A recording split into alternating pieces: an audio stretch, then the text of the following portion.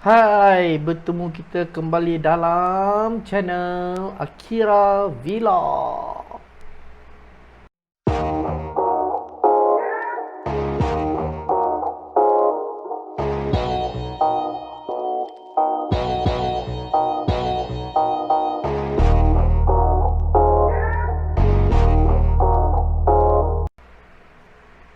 Okey, bertemu kita pada hari ini. Okey, hari ini kita nak bincangkan pasal topik yang berlaku di dunia, iaitu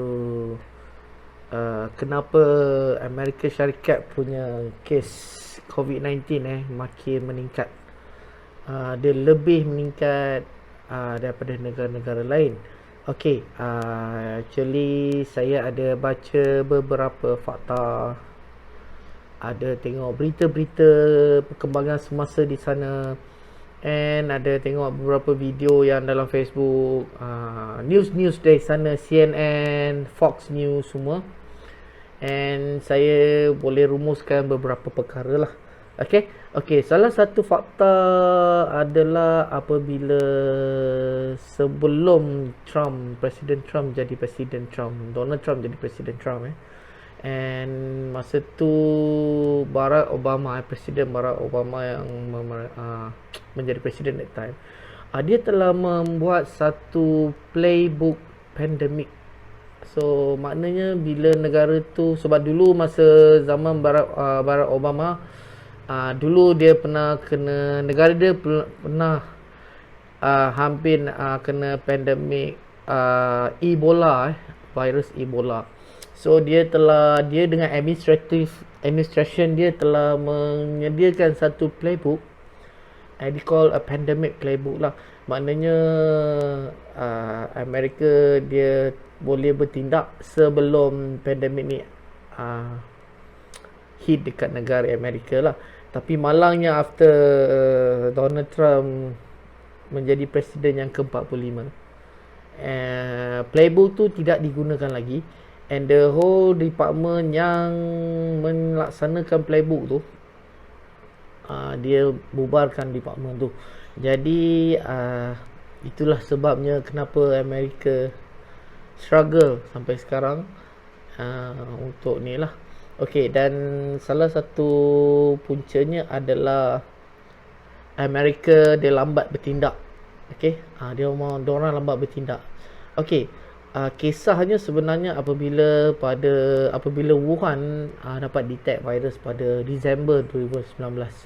Okey, masa tu Amerika on start in January, Amerika telah start ban negara China. Resmi dia dah ban negara China lah, supaya orang China tak datang ke Amerika. Okey, tapi malangnya dia hanya ban orang China saja yang ni, tapi orang US dari China dia tak ban. Maknanya perantaraan antara negara tu masih wujud. Dia cakap je ban tapi masih wujud. Dari situlah adanya itu yang coronavirus berada di Amerika. Sebenarnya dah berada di start daripada end of the January. So penasihat, actually director CDC, CDC ni is a bahagian critical, bahagian kontrol penyakit lah. Okay, director dia dah bagi warning dekat presiden, tapi presiden dia tak ambil apa-apa tindakan lah. Okay, so Januari dia dah bagi warning, dia tak ambil endah. Februari pun dia bagi warning, pun dia tak ambil endah. So dari situ barulah apabila ekonomi stock market start jatuh, dari situlah baru Donald Trump dia pandang serius dekat this coronavirus lah. Actually tak berapa serius lah, cuma dia dah start buat lockdown. Dia baru dia start lockdown. So dari situ lockdown pun, bila dia nak laksanakan lockdown, everything semuanya dah terlambat. Sebab apa? Kematian dah cecah, dah banyak kematian disebabkan coronavirus. Okay, and because of that, bila negara-negara sekarang ni yang paling teruk is New York. New York paling teruk lah. New York paling teruk yang kena pandemik sekarang kena pandemik corona, itu yang paling teruk. So bila dia dah laksanakan lockdown, banyak rakyat-rakyat yang actually Trump supporter lah, dia tak sokong lockdown ni. Jadi dia orang pun buat anti lockdown punya protes. So the reason is sebab apa? Dia orang tak boleh bekerja, dia orang tak boleh nak gunting rambut, dia orang tak boleh nak beli hamburger, semua alasan-alasan yang mengarut lah. Ada yang paling worst adalah dia mengatakan yang COVID-19 ni adalah rekaan semata-mata. Padahal sebenarnya benda ni dah hit satu dunia sebenarnya.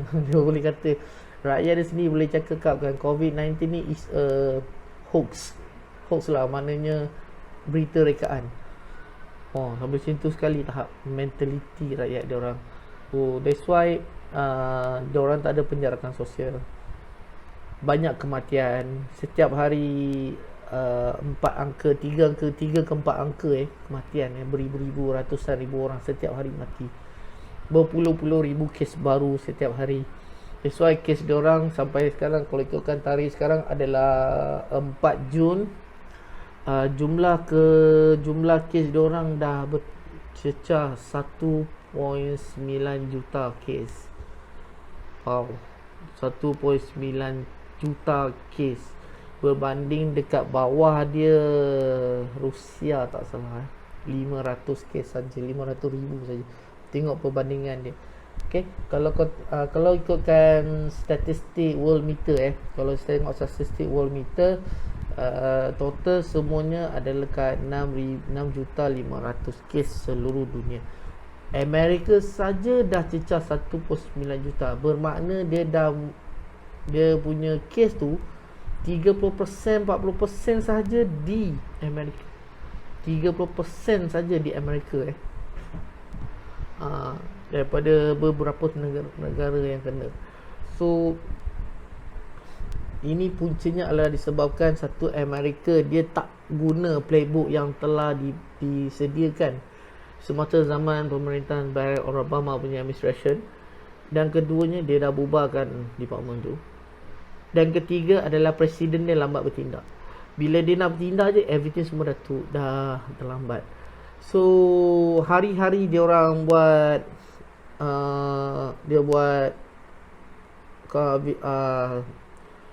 conference lah, berita conference lah kan, untuk beritahu status. Tapi apabila news cuba tanya perkara yang berkaitan dengan fakta, Donald Trump said, dia kata this is a nasty question. Memang dia cara Presiden Trump jawab tu is disrespect lah, orang cakap disrespect lah cara dia. Dia tak menghormati wartawan di depan. Sebab apa yang saya tengok dia memang tak suka berita, especially CNN, Fox News, ABC, memang dia tak suka berita tu. Bagi dia news, media dekat Amerika is a cancer. Kalau you nak tengok secara real, I boleh highlightkan link. Okay, this is one of the channel dekat Amerika.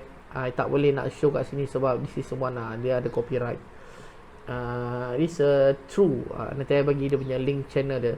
You can see everything about America punya crisis, everything inside there. So dari situ, okay, dia punya video semua pendek-pendek lah, tapi dia punya message is padat. Nanti later I akan bagi dekat bawah ni lah dia punya link dia. Okay, so this is why inilah sebabnya kenapa Amerika dia punya kes makin lama makin meningkat. Adalah disebabkan 3 faktor utama. Adalah disebabkan satu, dia tak nak menggunakan buku playbook yang dah disediakan. Yang kedua, rakyat dia sendiri, mentaliti rakyat dia sendiri yang tak nak melaksanakan SOP yang telah disediakan oleh CDC. CDC telah sediakan satu SOP, sama macam rakyat Malaysia, sama macam kerajaan Malaysia, macam kita di Malaysia mensediakan SOP untuk rakyat-rakyatnya untuk ikut follow SOP supaya kes mungkin jatuh. Tapi CDC sudah sediakan, tapi rakyat diorang, tak semua rakyat diorang, segelintir saja yang tak nak ikut SOP ni. So itu second of the first. So yang ketiga adalah disebabkan Amerika Syarikat punya administrator, kerajaan government dia lambat bertindak. This is why the reason kenapa kes dia makin lama makin meningkat. This is based what I'm read, this is based what I'm tengok statistik dorang, apa yang I baca, news dorang. Sebab I tengok CNN punya news semua based on the WHO punya fact actually. Apa yang Amerika Syarikat punya decision, dia akan question balik and dia orang kena tenang balik apa yang dia question. So dekat situ je media diorang tersepit. They say it's a free country, but the problem is media diorang tak berapa free sangat. Diorang cakap because of the say Donald Trump dia memang tak percaya dengan dia, so that's why. Okay, so this is a reason. Okay, this is pandangan I punya pandangan yang I boleh kongsikan. Okay, so I just apa yang I read, I memang Amerika punya news memang I always tengok lah. Because why? Because my Facebook always link dia ni. Sebab each time bila I buka je my Facebook penuh dengan Amerika punya cerita. So memang I terdetik lah tengok dia punya politics dia macam mana. Since tengok sebab sekarang sekarang ni kalau ikutkan Amerika punya voting dia orang punya pilihan raya dah nak dekat bulan end of this year So sekarang ni presiden dia sibuk dengan campaign. Dia tak pedulikan rakyat dia, dia hanya pentingkan diri dia, dia hanya fokus pada dia punya campaign je. That's why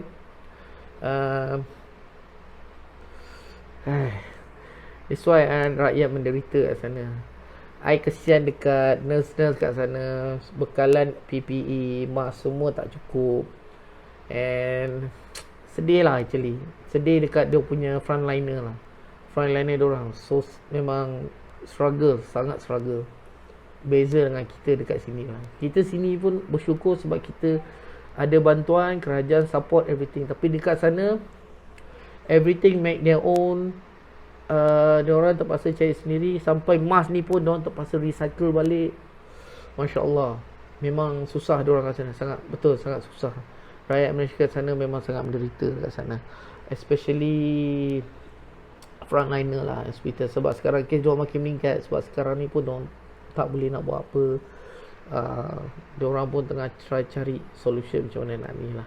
Kalau pemimpin diorang tak buka mata lagi, then I tak boleh nak kata lah. Benda ni memang akan berlarutan lah.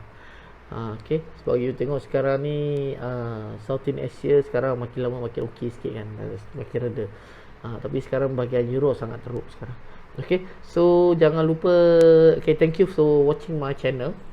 Okay, jangan lupa subscribe my channel. And I hope we will see again. I will post another video again. And if you have a call request untuk kita bincangkan apa-apa isu yang you rasa you nak tahu, jangan malu, you boleh komen dekat bawah.